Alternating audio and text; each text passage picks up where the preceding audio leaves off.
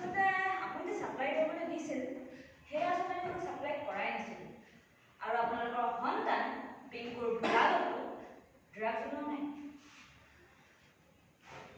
কিন্তু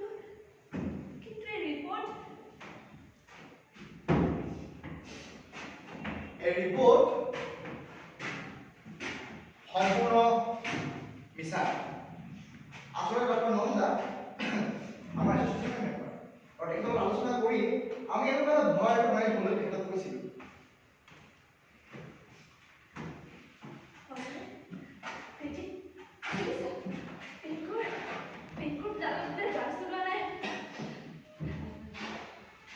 মিস্টাৰ বিজয় বৰুৱা আপুনি আপোনাৰ সন্তানৰ ড্ৰাগছ পাইছে বুলি জানি একেবাৰে ভাগি পৰিছিল নহয় জানো কিন্তু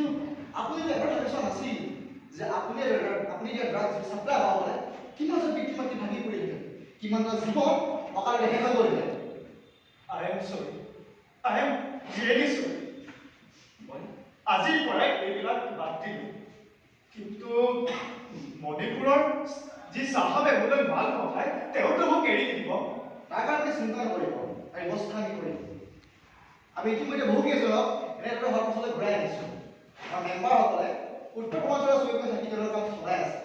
আৰু আমি আশাবাদী যে অচিৰেই উত্তৰ পূৰ্বাঞ্চলখন ড্ৰাগছমুক্ত হৈ পৰিব কিন্তু আপোনালোকৰ মই অনুৰোধ আপোনালোকে যাতে আমাৰ এছ'চিয়েশ্যনৰ কথা বাহিৰত কাৰোবাৰ নিদিয়ে আমি আপোনালোকক কথা দিছোঁ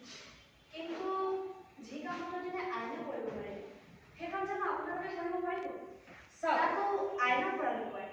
চাওক এজন অপৰাধীক শাস্তি দিয়াটো আইনৰ কৰ্তব্য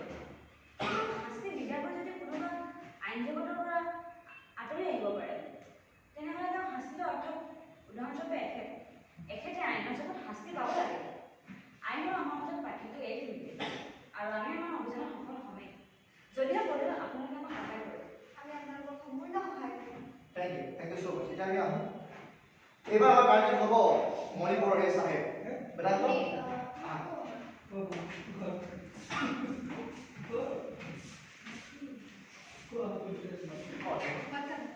তহঁতে জানো ইয়াতে বিচৰা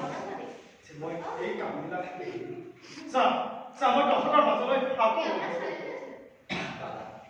তোৰ দৰে যদি সকলোৱে অসৎপথে যদি ঘূৰি আহে কেৱল আমাৰ ঘৰতে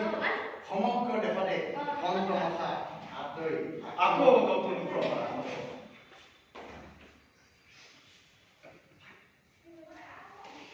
চল